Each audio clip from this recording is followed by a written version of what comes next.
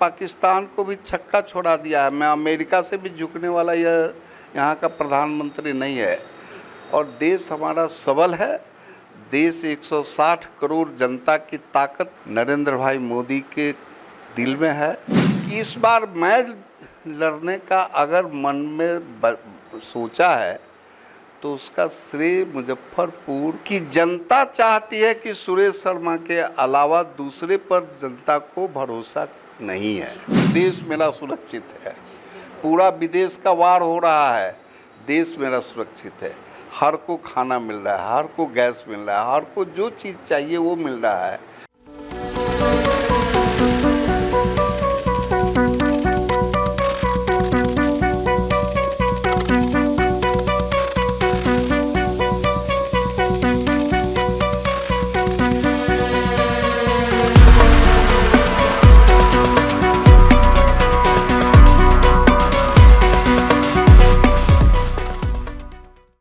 नमस्कार, मैं निशा श्री आप तमाम दर्शकों का स्वागत करती हूं। आप देख रहे हैं फर्स्ट लुक बिहार और आज हम आपको रूबरू कराने जा रहे हैं हमारे शहर के जाने माने और दिग्गज भाजपा से 2 बार विधायक रहे सुरेश कुमार शर्मा जी। आपका सबसे पहले बहुत बहुत स्वागत है हमारे इस कार्यक्रम। बहुत बहुत धन्यवाद। आप 2 बार विधानसभा चुनाव जो है बिहार का वो जीत चुके हैं और साथ ही साथ minister of urban development and housing की मिनिस्ट्री भी आप संभाल चुके हैं। और इसके अलावा भाजपा के जो फाउंडर सदस्य थे, जब भाजपा पार्टी बनी उस वक्त से आप भाजपा से जुड़े हुए हैं और वहाँ से आज तक का सफ़र, क्या आपका अनुभव रहा, एक बार हमारे दर्शक जानना चाहें। देखिए, भारतीय जनता पार्टी एक राष्ट्रीय विचारधारा की पार्टी है और राष्ट्रीय विचारधारा के साथ धीरे धीरे पूरे समाज के, देश के हर वर्ग के लोग जुड़ते चले गए। प्रारंभ में इसकी संख्या बहुत सीमित थी, लेकिन विचारधारा इतना मजबूत था, इतना पारदर्शी था, इतना लोगों को अच्छा लगा कि धीरे धीरे लोग इससे जुड़ते चले गए। हम लोग जिस समय भारतीय जनता पार्टी में आए उस समय भी लोग आए, जुड़ने लगे। हम लोग ने मुजफ्फरपुर में अच्छी कामयाबी मेंबरशिप हासिल किया, लेकिन वह दिन पे दिन बढ़ते गया और मुजफ्फरपुर में इस बढ़ने के कारण जहां मुजफ्फरपुर में एक भी भारतीय जनता पार्टी को सीट नहीं मिलता था, वहाँ 80 में ही गायघाट से भारतीय जनता पार्टी के प्रत्याशी विजयी घोषित हुए। पहला घोषणा जब भाजपा बनी तो गायघाट से हमारे प्रत्याशी सब विजयी हुए और उसके बाद संघर्ष कांग्रेस, आरजेडी, इन लोगों का धीरे धीरे बोलबाला जो था वो धीरे धीरे शिथिल पड़ने लगा और भारतीय जनता पार्टी धीरे धीरे बिहार के अंदर में बढ़ती चली गई। जहाँ तक मुजफ्फरपुर का सवाल है तो भारतीय जनता पार्टी का फिर दूसरी जीत हम लोग को पारू से हुआ, जिसमें हम चुनाव नहीं लड़े और पारू हमने कैंप किया और पारू में हम लोगों को सफलता मिली। और उसके बाद में आज देखिए कि भारतीय जनता पार्टी के 5-5, 6-6 विधायक हैं, हर क्षेत्र से जीत रहे हैं और भारतीय जनता पार्टी के सामने दूसरी पार्टी बौना लग रही है। और भारतीय जनता पार्टी का टिकट के लिए हर वर्ग के लोग, हर समाज के लोग, चूँकि सब समाज के लिए भारतीय जनता पार्टी का बनी, ये कोई कास्ट बेस्ड पार्टी नहीं बनी, ये राष्ट्र बेस्ड पार्टी बनी। इसीलिए प्रधानमंत्री कहते हैं कि सबका साथ, सबका विकास, सबका सम्मान देते हैं। तो आज देखिए कि पूरे देश के अंदर भारतीय जनता पार्टी का सबसे ज़्यादा विधायक है, सबसे ज़्यादा एमपी है, एनडीए इसके साथ जुड़ा हुआ है और सरकार ठीक ढंग से चल रही है, दिन पर दिन बढ़ रहा है। ये जो बदलाव हो गया है अब पार्टी में, जो आपने शुरुआत से देखा कि किस तरह से कोई पहचान नहीं थी और आज सबसे बड़ी पार्टी बन करके, पूरे विश्व भर की जो सबसे बड़ी पार्टी बन करके ये तैयार है। आप अपना गुरु जो है, राजनीति में गुरु अटल बिहारी वाजपेयी जी को मानते हैं। उनकी कौन सी बात थी जिसने आपको उनकी तरफ इतना ज़्यादा आकर्षित किया? देखिए, भारतीय जनता पार्टी एक पार्टी कहने को है, लेकिन बराबर इसका यही लगा कि हम एक परिवार की पार्टी। तो अटल बिहारी वाजपेयी के बातों से लगता था, कई एक बार उनसे जो हमारी मुलाकात हुई, तो उस घटना को जब हम लोग याद करते हैं तो हम लोग देखते हैं कि सचमुच में व्यस्तम समय में भी हम लोग जाते थे तो कहते, सुरेश जी आइए बैठ करके 2 मिनट बात कर लेते। जब वो प्रधानमंत्री थे, प्रधानमंत्री की व्यस्तता कितनी ज़्यादा होती है ये सोचने की बात है, लेकिन वो हम लोगों से समय निकालने के लिए बाहर जा रहे हैं और घूम करके आके ड्राइंग रूम में बैठ के बात करके 2-4 मिनट तब जा रहे हैं। तो ये अपनापन की जो भावना है, समझे ना। और मुजफ्फरपुर के टिकट के बारे में मैं कह रहा हूँ, मुझे तो सबसे पहले इस पार्टी को घर घर पहुंचाने का जिम्मेवारी दिया गया। उस सवाल पर हम आएंगे, उस सवाल पे हम विस्तार से पूछेंगे, लेकिन उसके पहले मैं थोड़ा और बैकग्राउंड ही जानना चाहती हूँ, क्योंकि हमने जाना है कि आपकी माता जी भी जो हैं वो भी जनसंघ का जो समय था उस वक्त में उन्होंने चुनाव लड़ा था। तो हम थोड़ी सी जानकारी वहाँ से भी चाहेंगे, उसके बाद हम आपके राजनीतिक जीवन के बारे में। ठीक है, देखिए है क्या कि चूँकि माता जी जनसंघ से 69 में वो बाय इलेक्शन था दीपक चाप से, और वो कोई पॉलिटिकल महिला नहीं थी, हाउस वाइफ थी, लेकिन वो चुनाव लड़ी तो बहुत कम वोट से यहाँ के दिग्गज नेता ललितेश्वर प्रसाद शाही बहुत कम वोट से जीत पाए। तो ये अटल जी और जनसंघ से जुड़े हुए लोगों को ये दिमाग में हुआ कि इस परिवार को हम लोगों को पार्टी में जोड़ के रखना चाहिए, और उन लोगों का झुकाव हम लोगों के तरफ आया। लेकिन हम उस समय चुनाव लड़ने के मूड में नहीं थे, न मेरे व्यस्तता व्यवसाय में था, इसलिए भी हम उससे अपने को अलग रखते थे। लेकिन इस पार्टी के साथ मेंबर नहीं भी थे तब भी हम जुड़े रहे। पार्टी को उस समय बहुत तरह की मदद की आवश्यकता होती थी, तो हम लोग उसके साथ रहते थे और धीरे धीरे हम लोग पार्टी से जुड़ गए। 80 में आकर के फिर हम लोगों ने सदस्यता ले ली। ये तो आपकी, ये मैं बैकग्राउंड इसलिए जानना चाह रही थी क्योंकि कितना पुराना आपका जो है वो संबंध रहा है भाजपा पार्टी या उसके जो पुरानी पार्टी जनसंघ थी उसके साथ में भी। अब हम आते हैं आपके चुनावी दौर की तरफ, और इसके पहले थोड़ा सा भाजपा पार्टी के बारे में मैं आपसे बात करना चाहूँगी, क्योंकि आप शुरुआती दौर से जुड़े हुए हैं। भाजपा के ऊपर अक्सर इल्ज़ाम लगता है, ये सवाल के 2 पहलू होंगे मेरे। पहला तो ये कि भाजपा जो है वो पूंजीपतियों को सपोर्ट करती है, और दूसरी एक इसका छोटा पहलू आता है कि जो भाजपा है वो बनियों की पार्टी है। इसके बारे में आपने पहले भी कुछ इंटरव्यूज़ में जवाब दिया है। दोनों बातों को हमारी जनता के लिए स्पष्ट करें कि एक पूंजीपति का किसी भी राज्य के विकास के लिए कितना ज़रूरी है और ये बनियों की पार्टी कहा जाना कितना उचित है। देखिए, पूंजीपति की बात कीजिए तो बनिया जो समाज है उसकी कोई ये नहीं कह सकते कि उसकी अपनी पूंजी है, लेकिन वह समाज की पूंजी ले लेता है, बैंक से पूंजी ले लेता है और उस पूंजी से अपना व्यवसाय करता है। उसकी अपनी भी पूंजी कुछ होती है, लेकिन ज़्यादातर समाज और बैंक से वो लेकर के करता है।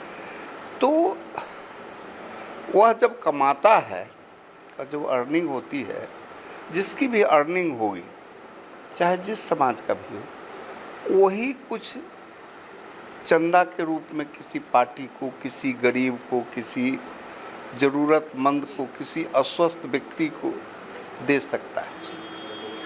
तो स्वाभाविक है कि भारतीय जनता पार्टी तो संघ से भेजा गया था, तो इनके पास तो कोई ऐसी पूंजी थी नहीं, लेकिन चुनाव और चलाने के लिए पार्टी को पैसे चाहिए। तो पैसा ये किससे लेते? पैसा ये समाज के जो व्यवसायी वर्ग थे उससे पैसा लेते थे और उससे पार्टी चलती थी। दूसरे लोग भी देते थे, ऐसा नहीं था कि तो अरे हम लोग क्या, हम लोग व्यवसायी थे, तो अभी आपको कहे ना कि हम लोग भी कंट्रीब्यूट करते थे। आखिर पार्टी चलाने के लिए पैसा कहाँ से आएगा? तो इसलिए लोग कह देता है कि व्यवसाय की पार्टी। ऐसा कुछ व्यवसाय की पार्टी नहीं थी। और व्यवसाय में तो सभी जाति के लोग हैं, सभी समाज के लोग हैं। और इसी से जुड़ा जो मेरा एक सवाल था कि व्यवसाय और पूंजी वो कितना ज़रूरी है चुनाव लड़ने के लिए, और इसमें एक तरह से जो वामपंथ की जो एक धारा है वो पूंजीपतियों के प्रति एक नफरत जो है वो जनता के अंदर डालना चाहती है, और एक तरह से ऐसा माहौल बनता है कि जो पूंजीपतियों के पास पूंजी है उसको छीन लिया जाना चाहिए। इस बात को आपकी पार्टी किस तरह से सुलझाती है? देखिए, एक होता है, हमारे दीनदयाल जी से पूछा गया विदेश में, पत्रकार ने पूछा कि दीनदयाल जी आप 2-4 लाइन में बताइए कि आपकी पार्टी और दूसरे पार्टी में क्या डिफरेंस है, बहुत कम शब्द में बताइए। तो उन्होंने कहा कि हमारी पार्टी यानी हमारा देश की जनता चाहती है कि हम बांट चुट करके खाएं, दूसरे पार्टी का लोग कहता है छीन करके खाएं, और हमारी पार्टी में है कि हम बांट चुट करके खाएं। और इसके कारण से जो देश के अंदर में जो भाजपा का है कि भाजपा सर्वस्पर्शीय पार्टी हो गई, समझे ना। यह किसी को छीन करके खाना नहीं, सब मिलजुल करके बांट के खाना और समाज को एक रूप से चलाने का व्यवस्था करना। तो ये कभी पूंजीपति को छीन करके बर्बाद करना नहीं चाहते। पूंजीपति के पूंजी को आम जनता के लिए इंडस्ट्रियलाइजेशन कर करके, ट्रेडिंग कर करके उसमें लगा दिया जाए। वो उसकी पूंजी जनता के काम के लिए अगर लग जाती है और उसमें जो उसको नौकरी मिल जाता है, तो पूंजीपति को लगेगा कि हमारा पूंजी बर्बाद नहीं हो रहा है, बढ़ रहा है, और जनता को लगेगा, देश को लगेगा कि एम्प्लॉयमेंट की समस्या देश में समाप्त हो गई। तो इस नीति को भाजपा अगर कायम कर रही है तो ये तो अच्छी बात मानना चाहिए, समझे ना। आप भी खुद को एक व्यवसायी के रूप में कहलाना, मतलब आप मानते हैं कि आप मूल रूप से एक व्यवसायी हैं और बीजेपी की विचारधारा से जो है वो आप उससे जुड़े रहे हैं। जैसा आपने बताया कि शुरुआत में भी आप एक कार्यकर्ता के साथ के नाते जुड़े, लेकिन फिर बाद में पार्टी ने आपकी क्षमता को देख करके आपको चुनाव में आने के लिए कहा। वो समय बताएं कि उस वक्त में क्या स्थिति थी बीजेपी की, जिस वक्त में कि आप चुनाव आपको पहली बार लड़ाने की बात की गई थी, और उस वक्त आप कितना घबरा रहे थे, उसकी पूरी एक बैकग्राउंड दें, फिर मैं आपसे दूसरा सवाल करूँ। देखिए, उस समय तो चुनाव लड़ने के लिए लोग सोचता था कि आखिर चुनाव लड़ेंगे तो पैसा कहाँ से आएगा, और पार्टी भी ऐसी नहीं थी कि कोई उनको पैसा आर्थिक मदद दे देती। तो कैंडिडेट जो है हम लोगों को नहीं मिलता था। हम लोग किसी किसी को पकड़ते थे कि आपको हम लोग लड़ाना चाहते हैं। यहाँ हम उस समय हम ही लोग बहुत लोगों को टिकट मिला, लड़वाए, वो हार जरूर गए, लेकिन राष्ट्रवाद के स्लोगन पर एक समा बना, बेस बना। यानी अगर उन्होंने क्षेत्र में 50,000, 60,000, 1 लाख वोट ले आए तो 1 लाख आदमी का समर्थन तो उस व्यक्ति को मिला। वही आज समर्थन बहुत बड़े रूप में आज काम। उस समय न पैसा था, न इतने साधन थे, न इतना लीडर था जो घूम घूम करके प्रचार करता है। लेकिन विचारधारा इतना स्ट्रांग था कि उसके साथ लोग जुड़ते रहते थे और जुड़ते जुड़ते आज ये स्थिति है कि पूरा देश में भाजपा ही एक ऐसी पार्टी है जिसके साथ जुड़ने से लोग अपने को सम्मान महसूस करता है।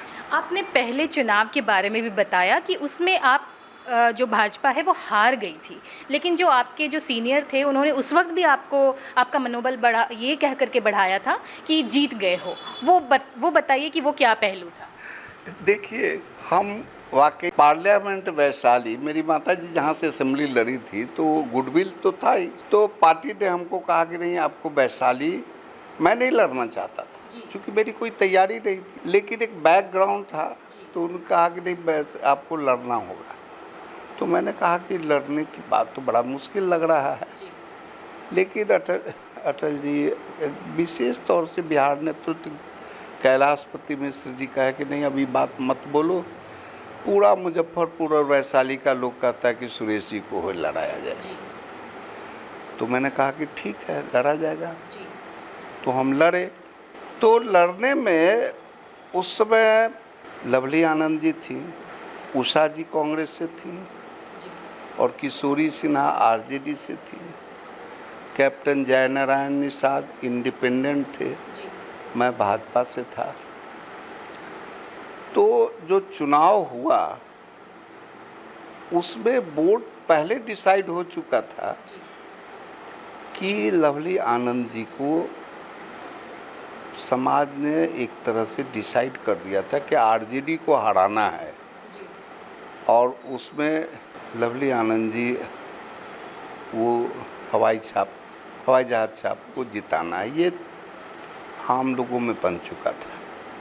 लेकिन जब हम लोग लड़े तो कांग्रेस या दो ही में वोट बटा, 2,42,000 लवली जी को आया, 2,21,000 वोट किशोरी सिन्हा जी को, 21,000 वोट से हुई। लेकिन हम लोग कांग्रेस के एट पार वोट हम लोग को भी मिला, जितना कांग्रेस को मिला उससे कम हम लोग को भी नहीं मिला।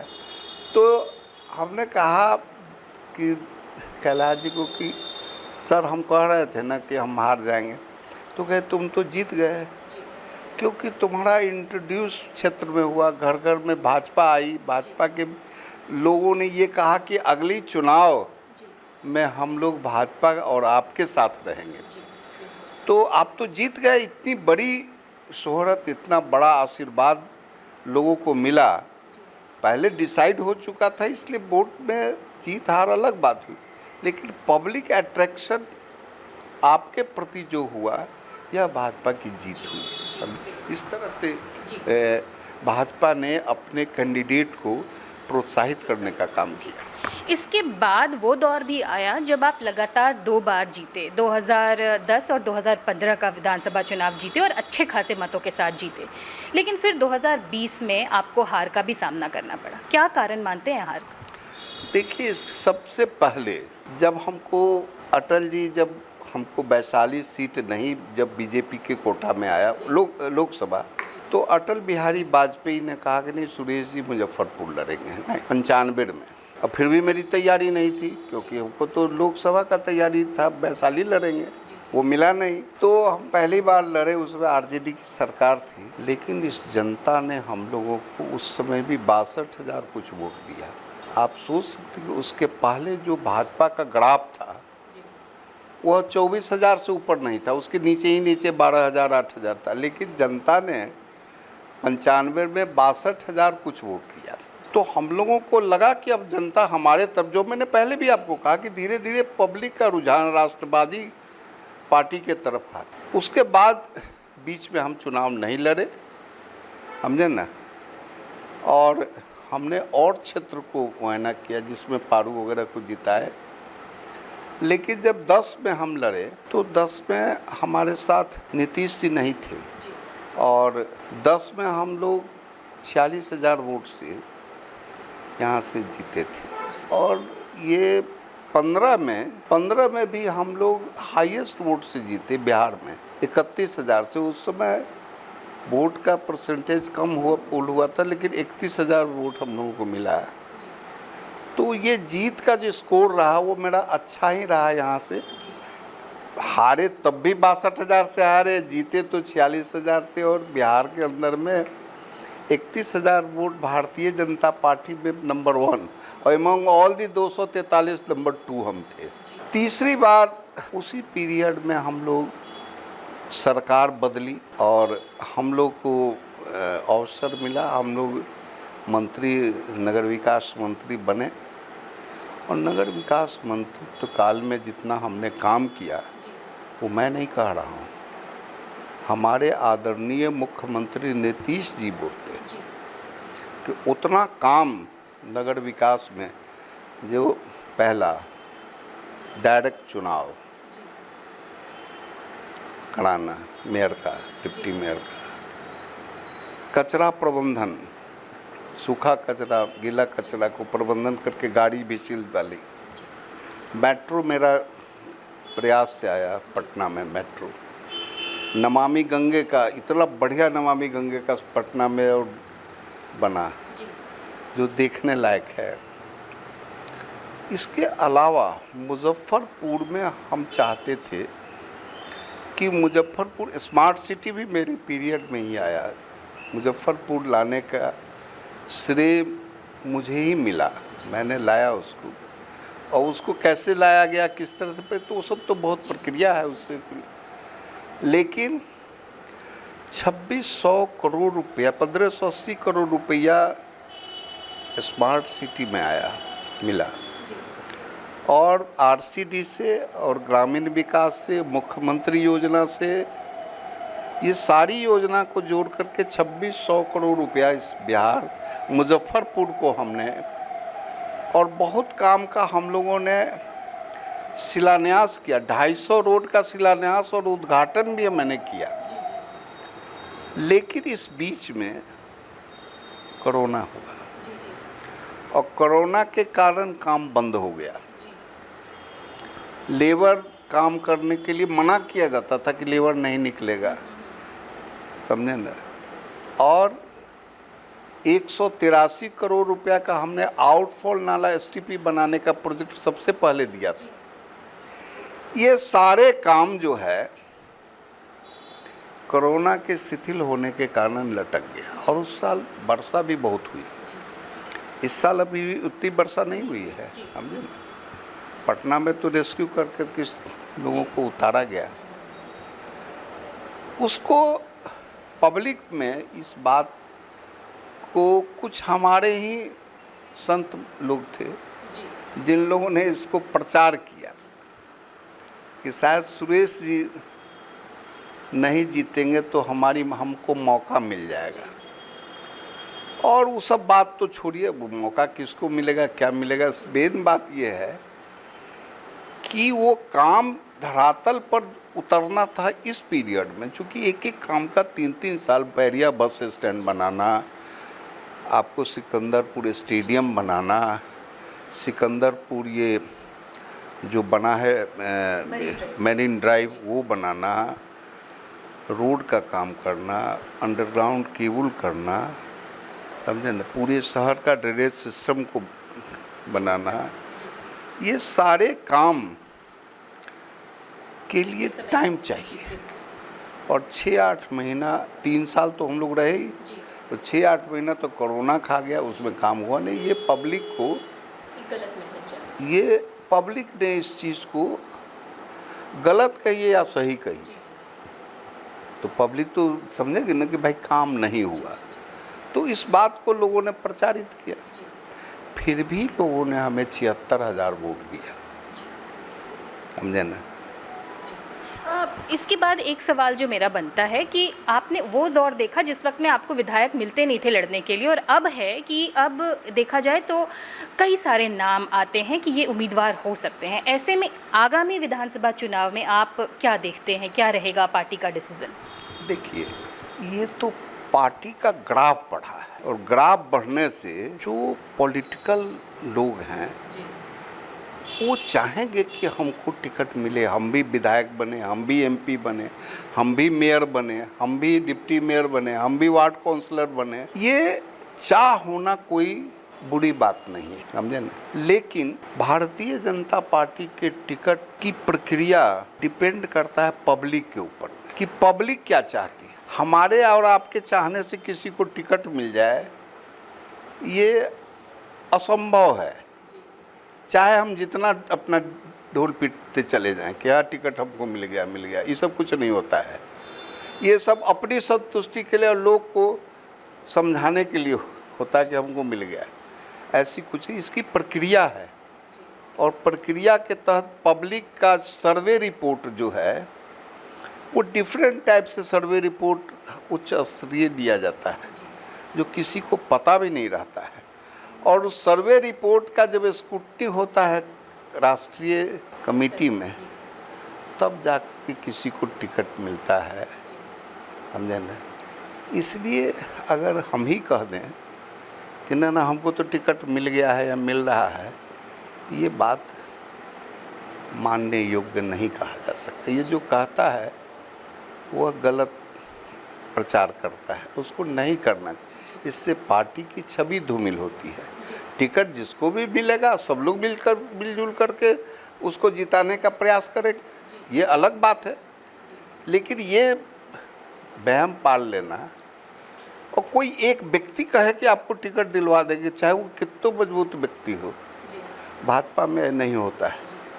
भाजपा सामूहिक निर्णय पर चलता है, जो उसकी रिपोर्टिंग होती है उसके ऊपर चलता है। मैंने कभी नहीं कहा कि मुझे टिकट मिल गया है और मैं लड़ रहा हूँ। मैंने ये ज़रूर कहा कि इस बार मैं लड़ने का अगर मन में सोचा है तो उसका श्रेय मुजफ्फरपुर की जनता चाहती है कि सुरेश शर्मा के अलावा दूसरे पर जनता को भरोसा नहीं है।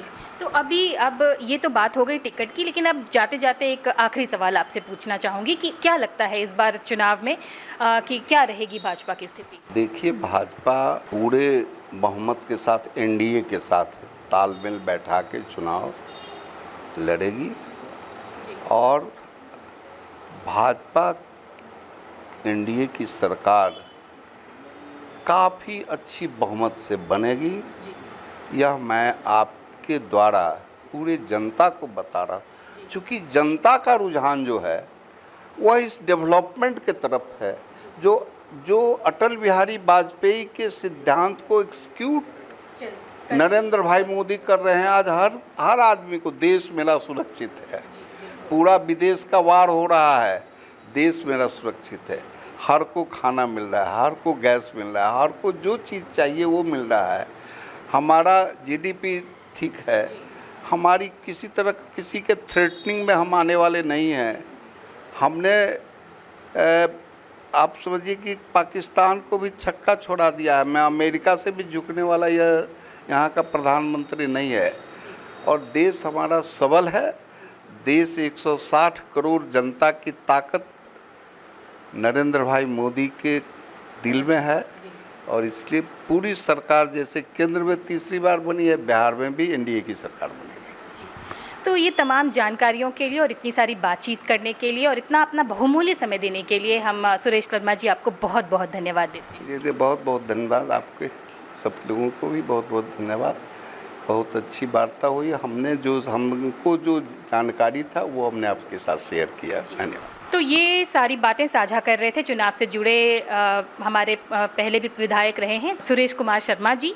और अब हम लेते हैं आप सभी से इजाज़त। आप बने रहिए हमारे चैनल के साथ। आप देख रहे थे फर्स्ट लुक बिहार। धन्यवाद।